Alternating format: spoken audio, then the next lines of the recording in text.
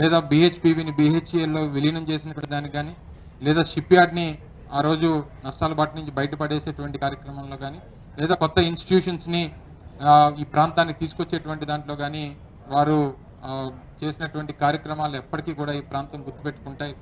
వారు ఏ పార్టీ అయినప్పటికీ ఆయన ఒక స్టేట్స్మెన్గా, ఒక పార్టీకి సంబంధించినటువంటి వ్యక్తిగా కాకుండా ఈ దేశానికి ఉన్నటువంటి కొంతమంది ముఖ్య వ్యక్తుల్లో ఎలాగైతే మనం సైన్స్లో అబ్దుల్ కలాం గారిని మనం కీర్తించుకుంటామో, అలాగే ఈరోజు ఎకనామిక్ రిఫార్మ్స్లో, దేశానికి ఫైనాన్షియల్ రిఫార్మ్స్లో వారు చేసినటువంటి నిర్ణయాలు ఈరోజు దేశాన్ని ఈ స్థాయిలో నిలబెట్టాయి. ఈరోజు ప్రపంచ దేశాలతో పోటీ పడేటువంటి దానికి ఈరోజు భారతదేశం ముందుందని అంటే కేవలం ఆ రోజు వారు ఫైనాన్స్ మినిస్టర్గా తీసుకున్నటువంటి నిర్ణయాలు, అలాగే వారు 10 సంవత్సరాలు ప్రధానమంత్రిగా చేసినటువంటి నిర్ణయాలు ఈరోజు దేశాన్ని ఈ స్థాయిలో పెట్టాయి అనేటువంటి దాంట్లో ఏ రకమైనటువంటి అనుమానం లేదు.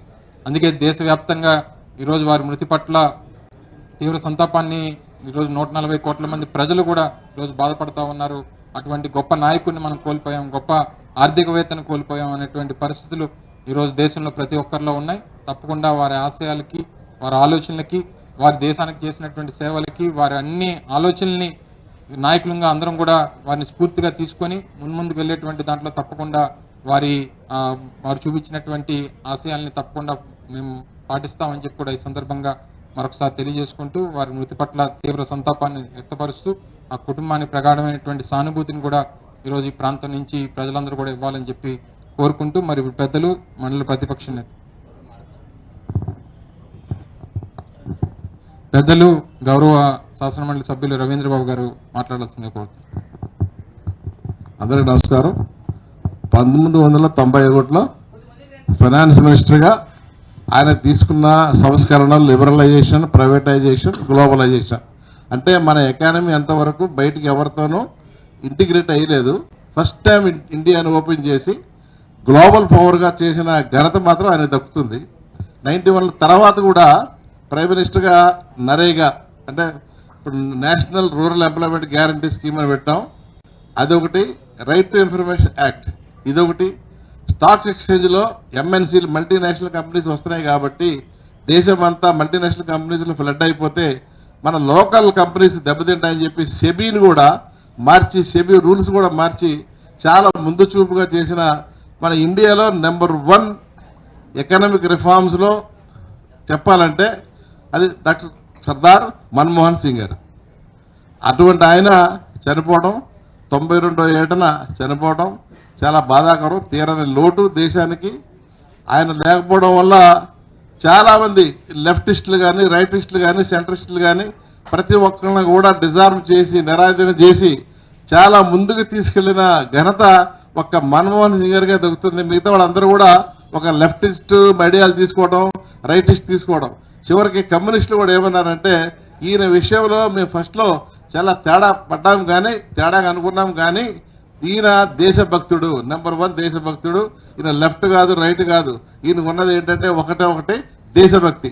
ఆ దేశభక్తి ఆర్థికమైన బలంతో ముందుకు తీసుకెళ్లిన ఈ ఘనుడు మన్మోహన్ సింగ్ గారు ఇక లేకపోవడం అనేది చాలా దురదృష్టం. ఆయన మనస్సు శాంతికి అందరూ ప్రార్థన చేయాలని కోరుకుంటున్నారు.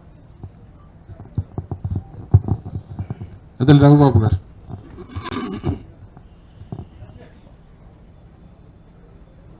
(1991) జెనీవాలో జరిగినటువంటి ప్రపంచ ఆర్థికవేత్తల సదస్సులో ఒక సభ్యుడిగా ఆయన పాల్గొనడం అనేది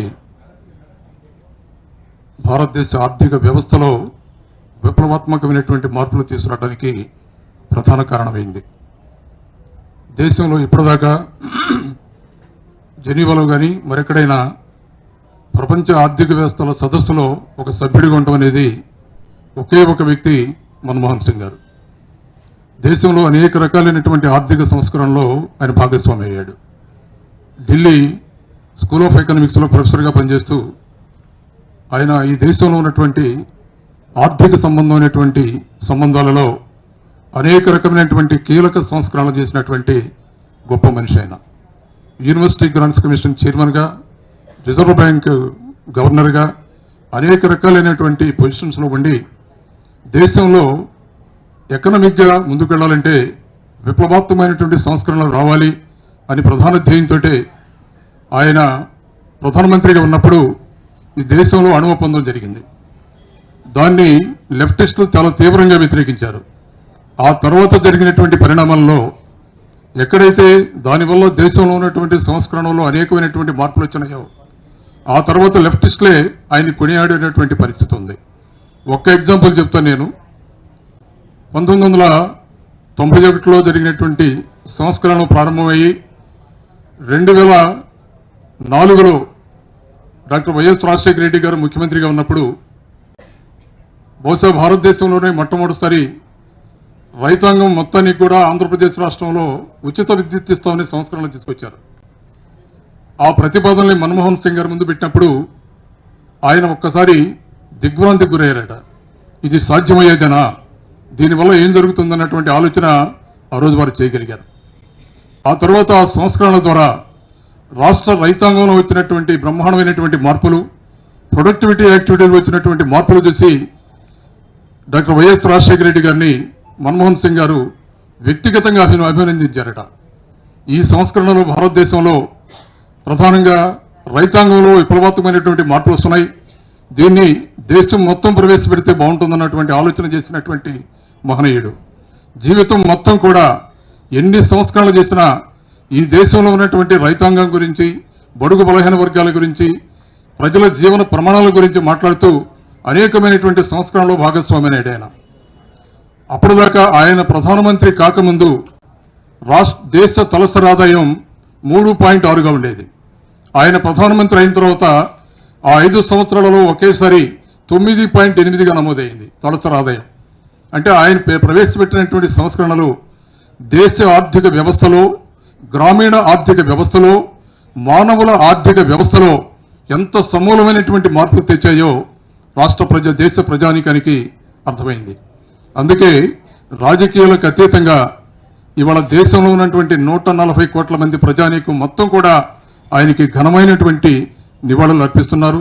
ఆయన ఎక్కడ ఉన్నా ఆయన మనస్సుకి సంపూర్ణమైనటువంటి శాంతి కలగాలని మనస్ఫూర్తిగా ప్రార్థిస్తున్నాను. పెద్దలు శ్రీ బొత్స సత్యనారాయణ గారిని మాట్లాడాల్సింది కోరుతున్నాను. అందరికీ నమస్కారం. ఈరోజు స్వర్గీయ మన్మోహన్ సింగ్ గారికి ఇప్పుడు నివాళులు అర్పించుకున్నాం. అందరం కలిసి ఆయన్ని స్మరించుకున్నాం. ఒక మహోన్నత వ్యక్తిని ఈ దేశం కోల్పోయింది. ఇప్పుడే నాకంటే ముందు మాట్లాడిన మన అమర్ కానీ, రవీంద్రబాబు గారు కానీ, రవిబాబు గారు కానీ ఆయన చేసిన సంస్కరణలు కానీ, ఆయన చేసిన కృషి కానీ అన్నీ కూడా ఆయన చెప్పారు. ఈ దేశంలో ఎంతోమంది ప్రధానులు చూసాం మనం. ఒక్కొక్కరు ఒక్కొక్క దాంట్లో ఈయనకైతే ఈయన అన్నిట్లోనూ ఒక రంగమా, రెండో ఒక రంగమా, అది ఆర్థిక రంగమా, వ్యవసాయ రంగమా, లేకపోతే ఇంకొక రంగమా అనేది కాకుండా దేశం యావత్తు ఏది అవసరమో, ప్రజలకు ఏది అవసరమో, ఆ రోజున్న 100 కోట్ల మందికి ఏది అవసరమో దాన్ని దృష్టిలో పెట్టుకుని ఆయన సంస్కరణలు చేశారు. ఈరోజు పేదవాడికి ఇస్తున్న పనికి ఆహార ఉపాధి పథకం ఉంది, NRGS. ఆ పథకాన్ని తీసుకొచ్చి ఏదైతే మా సగటు ఉన్న మనిషికి కానీ సామాన్యుడికి 5,000 నోట్లోకి వెళ్ళాలి, ప్రతిరోజు కూడా ఆకలితో ఎవరు కూడా ఆకలి మంటలతో ఉండకూడదు, ప్రతి ఒక్కరు కూడా సంతోషంగా ఉండాలన్న ఆలోచనతో ఆ రోజు ఆయన తీసుకొచ్చిన ఈ పథకం ఇవాళ దేశం అంతా కూడా ఇవాళ కొనసాగుతున్న సందర్భాన్ని కానీ లేదు, దేశంలో ఒకే యూనిక్ కోడ్ ఉండాలని చెప్పి అందరికీ కూడా ప్రపంచంలో ఎక్కడ లేని విధంగా ఈరోజు భారతదేశంలో జరుగుతున్న నేపథ్యం కానీ లేదా ఆర్థిక సంస్కరణలు కానీ ఏ అంశాన్ని తీసుకున్నా సరే 1 కాదు 2 కాదు ఇవాళ.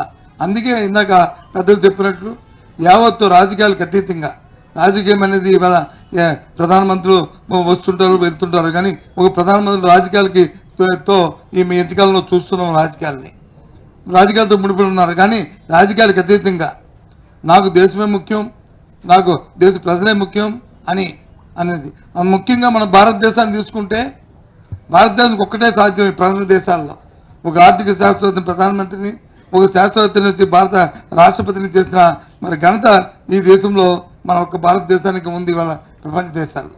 మరి ఒక్కసారి అలాంటి నేపథ్యంలో ఇవాళ మరి వారు లేని లోటు, చాలా తీరని లోటుని వారి తాలూగా స్మృతికి మన అందరం కూడా చింతిస్తూ ఇవాళ ఆయన ఆత్మశాంతికి చేకూరాలని, ఆయన తాలూకు ఆశయాలకి ప్రతి ఒక్కరు కూడా వారి వంతున వారికి వచ్చిన విధంగా వారి దైనందిన జీవితంలో వారికి దోచిన విధంగా వారు దాంట్లో ఆ స్ఫూర్తితో పనిచేయాలని మరి ప్రతి ఒక్కరిని కోరుకుంటూ వారి కుటుంబానికి ప్రగాఢ సానుభూతిని, వారి ఆత్మశాంతి చేకూరాలని కోరుకుంటూ సెలవు తీసుకున్నాను. జై హింద్. Thank you.